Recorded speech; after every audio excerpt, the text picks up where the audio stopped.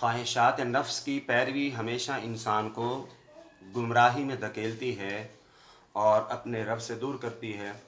کیسے؟ آئیے قرآن مجید فرقان حمید کی سورہ انعام کی آیت نمبر 150 کا مطالعہ کرتے ہیں۔ محبت سے میرے ساتھ مل کے پڑھی، اعوذ باللہ من الشیطان الرجیم، بسم اللہ الرحمن الرحیم۔ قل کہہ دو، ہلم لے آؤ، شہداءکم الذین، تم اپنے گواہوں کو،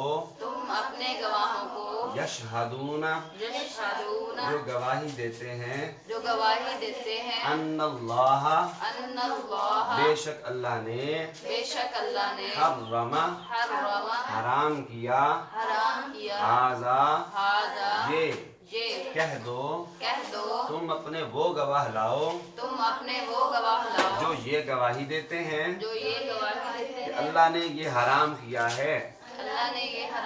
فَإِن شَهِدُوا، پھر اگر وہ گواہی دیں،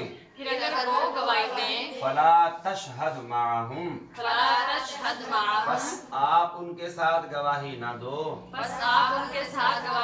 پھر اگر وہ گواہی دیں تو آپ ان کے ساتھ گواہی نہ دو۔ وَلَا تَتَّبِعْ، اور نہ پیروی کرو، اہواء الذین، ان لوگوں کی خواہش کی، کذبوا بآیاتنا، جنہوں نے ہماری آیات کو جھٹلایا، والذین لا یؤمنون بالآخرہ، اور وہ جو ایمان نہیں رکھتے آخرت پر، وہم بربہم، اور وہ اپنے رب کے ساتھ، یعدلون، برابر ٹھہراتے ہیں، شریک ٹھہراتے ہیں۔ یہ ہے جناب آیت نمبر 150 سورہ انعام کی آیت نمبر 150۔ اس آیت میں اللہ رب العالمین نے اپنے رسول کو جو حکم دیا ہے وہ یہ ہے کہ مشرکین سے آپ یہ مطالبہ کریں۔ کس سے؟ مشرکین سے آپ یہ مطالبہ کریں۔ کس چیز کا؟ کہ وہ جو یہ دعویٰ کرتے ہیں، مشرکین جو یہ دعویٰ کرتے ہیں کہ بحیرہ، سائبہ، وسیلہ، حام، یہ جو جانور ان کو انہوں نے اپنے اوپر حرام کیا ہوا ہے، بحیرہ من بحیرۃ ولا سائبۃ ولا وسیلۃ ولا حام، یہ جو قرآن نے ان کی نشاندہی بھی کی ہے کہ مشرکین نے یہ جو جانور خود سے اپنے آپ اپنے اوپر حرام کیے ہوئے ہیں، تو اے حبیب صلی اللہ علیہ وسلم ان سے کہیے اس پر کوئی گواہ تو لاؤ، اس پر کوئی گواہ تو لاؤ۔ اب جب یہ کہا کوئی گواہ لاؤ، اب ہوتا کیا ہے دنیا کے اندر بسا اوقات انسان جھوٹی گواہی کے لیے بھی تیار ہو جاتا ہے، جھوٹی گواہی کے لیے بھی تیار ہو جاتا ہے۔ حکم یہ ہے کہ اگر آپ جانتے ہیں، اگر آپ نے دیکھا ہے، کانوں سے سنا ہے، آپ سے پوچھا جائے تو آپ رشتہ داری، تعلق، سب کچھ چھوڑ کر اللہ کے لیے خالصتاً اللہ کے لیے سچی گواہی دو۔ کیا کرو؟ اچھا، بسا اوقات ایسا ہوتا ہے کہ کچھ جھوٹے گواہ تیار کر لیے جاتے ہیں۔ جب جھوٹے گواہ تیار ہوں، اللہ فرماتے ہیں اگر ان سے کہیے کہ گواہ لے آؤ، اگر یہ لے آئیں، فَإِن شَاهِدُوا، اب وہ گواہ لے آتے ہیں، وہ شہادت دیتے ہیں، گواہی دیتے ہیں، جھوٹی گواہی۔ اللہ رب العالمین نے پھر تاکید کی ہے، سنایا ہے ہمیں، ٹھیک ہے، یعنی اللہ رب العالمین بات کر رہے ہیں رسول اللہ صلی اللہ علیہ وسلم اور پوری امت کے لیے یہ پیغام ہے۔ کیا؟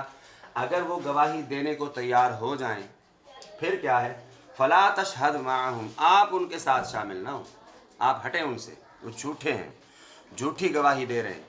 تو جب جھوٹی گواہی جو دے رہے ہیں تو وہ خود بھی اللہ کے عذاب کو اپنے اوپر لازم کر رہے ہیں اور آپ کو بھی وہ اسی کی طرح دعوت دے رہے ہیں۔ تو پھر یہاں آ کے اللہ رب العالمین فرماتے ہیں کہ جو گواہی دیتے ہیں جھوٹی، پھر ان کے ساتھ آپ شامل نہ ہوں۔ کیوں کہ جو دین کا اصول ہے، دین کا جو ضابطہ ہے، سمجھ میں آ رہی؟ دین کا جو ضابطہ اور اصول ہے وہ یہی ہے کہ وہ اللہ اور اس کے رسول کی فرما برداری۔ دین نام کس چیز کا ہے؟ اللہ اور اس کے رسول کی فرما برداری، ان کی اطاعت۔ آنکھیں بند کر کے جو حکم اللہ اور اس کے رسول نے دے دیا ہے ہمیں اس حکم کی پیروی کرنی ہے، ہم اور کسی کی بات کو نہیں دیکھیں گے۔ کسی کو اچھا لگے لگے، نہ لگے، ہمیں اس سے کوئی سروکار نہیں ہے۔ بس ہمیں یہ بات دل میں بٹھانی ہے کہ میرے اللہ کا حکم ہے، جب اللہ کا حکم ہے تو میرے اللہ کو یہ بات پسند ہے، تو جو بات میرے اللہ کو پسند ہے مجھے وہ کرنی ہے، دنیا والے چاہے جتنی مخالفت مرضی کریں۔ فرمایا اپنی ان لوگوں کی خواہش یہی ہے کہ وہ اپنی نفس کی، اپنی کہی ہوئی باتیں، اپنے دل کی باتوں کے پیچھے پیچھے چلتے رہیں، ان کی خواہش یہ ہے۔ لیکن اے حبیب مکرم صلی اللہ علیہ وسلم، آپ اپنے غلاموں کو بتائیے، اپنی امت کو یہ خبر دیجئے کہ خواہشات کی پیروی دین کا نام نہیں ہے۔ خواہشات کی پیروی یہ دین کا نام نہیں ہے، دین نام ہے اللہ اور اس کے رسول کی حکم کی پیروی کرنا۔ بات کی سمجھ آ رہی ہے؟ اچھا، کیوں؟ فرمایا دوسری بات کذبوا بآیاتنا، انہوں نے ہماری آیات کو جھٹلایا ہے۔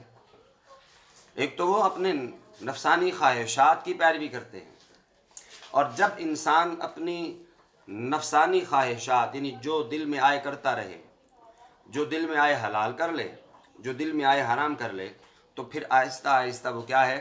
راستے سے بھٹک جاتا ہے۔ اور جب وہ راستے سے بھٹکتا ہے، صراط مستقیم سے ہٹتا ہے، تو دوسرے جس راستے پہ بھی چلے گا، صراط مستقیم کو چھوڑ کر جس راستے کو بھی اختیار کر لے، کبھی بھی وہ صراط مستقیم پہ آ نہیں سکتا۔ میں نے ایک مثال آپ کے سامنے رکھی تھی کہ سرگودا اس سمت پہ ہمیں پڑتا ہے، اور وہ ایک باقاعدہ روڈ تیار کی ہوئی حکومت نے۔ اب ہم اس روڈ پہ آئیں، اب جب ہم اس مین روڈ پہ آئیں گے تو اس روڈ سے ہٹ کے کئی سڑکیں مڑتی ہیں، کئی راستے ادھر ادھر مڑتے ہیں، خوبصورت راستے ہوں گے، ایسے جناب اس پر درخت لگے ہوں گے، بڑا سبزہ ہوگا، آنکھوں کو لبھائے گا، دل کرے گا دیکھوں۔ بندہ کہے چلو یہاں جانا تو میں نے سرگودے ہے، تھوڑا ادھر مڑ کے دیکھ تو لوں ادھر کیا ہے۔ جب وہ ادھر مڑا، اس کی خوبصورتی میں اتنا گم ہوا کہ وہ چلتا چلتا راستہ بھٹک گیا۔ کیوں اب بھٹکا ہے یہ؟ اس لیے کہ اس نے اپنی خواہش کی پیروی کی۔ اس کے دل نے کہا ادھر چلو، وہ ادھر چل پڑا۔ جب دل یہ کہہ رہا ہو کہ ادھر چلو کچھ نہیں ہوتا، اس وقت ہمیں دل کو یہ سمجھانا ہے کہ اس سے کچھ نہیں بلکہ بہت کچھ ہوتا ہے، اور سب کچھ ہو جاتا ہے کہ بندہ اپنے دل کی تو مانتا ہے، اللہ کی نہیں مانتا۔ اپنے دل کی باتیں تو سنتا ہے، رسول اللہ کی باتیں اسے سمجھ میں نہیں آتی، قرآن کی باتیں سمجھ میں نہیں آتی۔ کیوں نہیں آتی؟ اس لیے کہ شیطان یہ چاہتا ہی نہیں ہے کہ یہ بندہ اللہ اور اس کے رسول کے راستے پہ چلے۔ جب بندہ اللہ اور اس کے رسول کے راستے پہ چلے گا تو اللہ اس پہ راضی ہو کے جنت نصیب فرمائیں گے، اور شیطان یہ نہیں چاہتا کہ یہ بندہ جنت میں جائے۔ بات کی سمجھ آ رہی ہے؟ شیطان یہ نہیں چاہتا کہ یہ بندہ جنت میں جائے۔ کیوں؟ کیونکہ وہ خود جہنم میں جلے گا، خود جہنم میں جلے گا، اس لیے وہ چاہتا ہے جہاں میں جاؤں گا ان کو بھی میں وہاں لے کے جاؤں۔ ایک لڑکا لائق ہو، کلاس میں پوزیشن لیتا ہو، اور کچھ ایسے ہیں جو پوزیشن تو لے نہیں سکتے، خود نالائق ہیں، پوزیشن تو لے نہیں سکتے۔ ایک ٹیچر ہے، اچھا پڑھاتی ہے، ٹھیک ہے، اور دوسری ٹیچر اس سے جلتی ہیں، خود اچھا پڑھا نہیں سکتی، خود اچھا رزلٹ دے نہیں سکتی۔ اب وہ اس کی ٹانگیں کھینچیں گے جو اچھا کام کر رہا ہے۔ وہ لڑکے جو پوزیشن لے نہیں سکتے اس کو الجھائیں گے، اس کو غلط کاموں میں ڈالنے کی کوشش کریں گے، اس کے وقت کو ضائع کرنے کی کوشش کریں گے۔ کیوں؟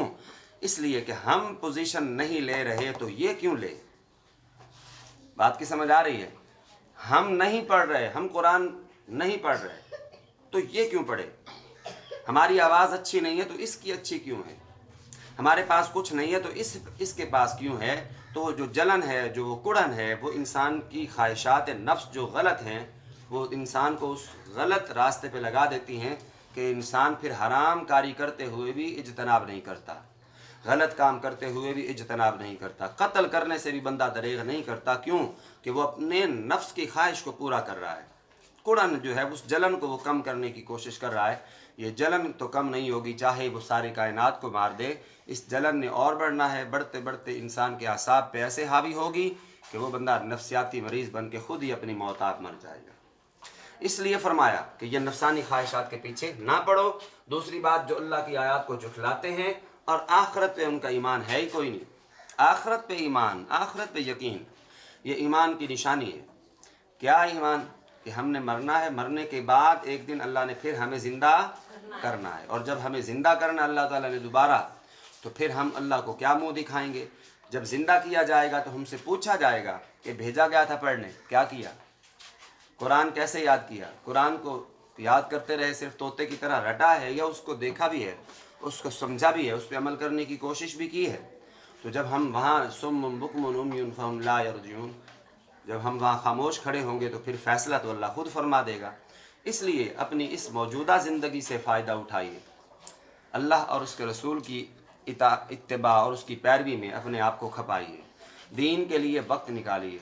دین کے لیے وقت نکالیں گی تو انشاءاللہ عز و جل یہ ہوگا کہ آپ ایک تو خود دین پہ رہیں گی، اور دوسرا آپ کی وساطت سے دوسرے بھی دین کی کوئی بات سیکھ پائیں گے۔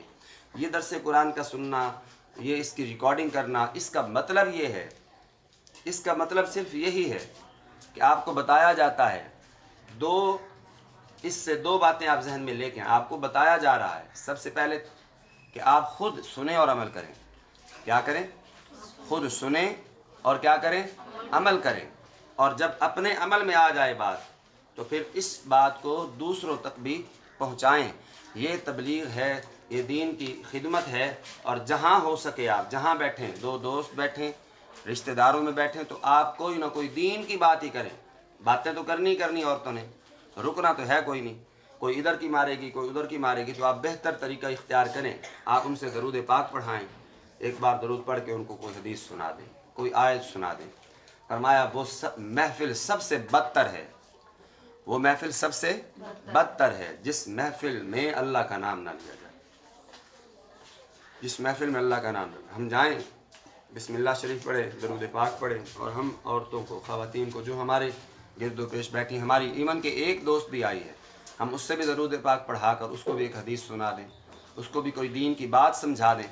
جہاں ہم نے موبائل کی باتیں کرنی ہے، ٹک ٹاک کی باتیں کرنی، جہاں ہم اپنی جیولری کی باتیں کریں گے، جہاں ہم اپنی ڈریسنگ کی باتیں کریں گے، تو کیا خیال ہے ان باتوں سے غیبت، چغلی، یہ پہلو نکلیں گے۔ اس سے غیبت ہوگی، کسی نہ کسی کی غیبت کریں گے، چغلی کریں گے۔ اس سے بہتر ہے نا کہ ہم کیا کریں، وہ بات ہی نہ کریں جس سے غیبت کا راستہ کھلتا ہو، چغلی کا راستہ کھلتا ہو۔ ہم وہ بات کریں جس سے کیا ہو، اللہ اور اس کے رسول کا تذکرہ ہو جائے۔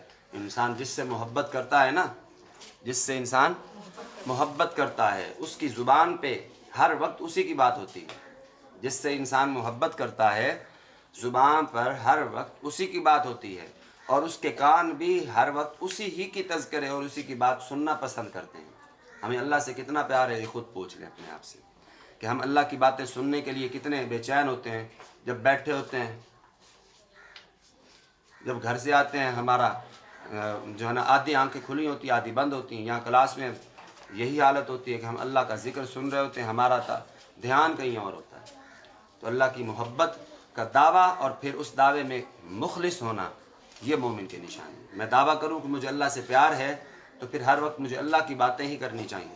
میں دعویٰ کروں کہ مجھے رسول اللہ صلی اللہ علیہ وسلم سے محبت ہے تو مجھے پھر اپنے محبوب کا تذکرہ ہر وقت کرتے رہنا چاہیے۔ اللہ تعالی ہم سب کو اسی پہ اللہ اور اس کے رسول کے ذکر پر ہی ہمارا خاتمہ ہو۔ آمین۔ وآخر دعوانا۔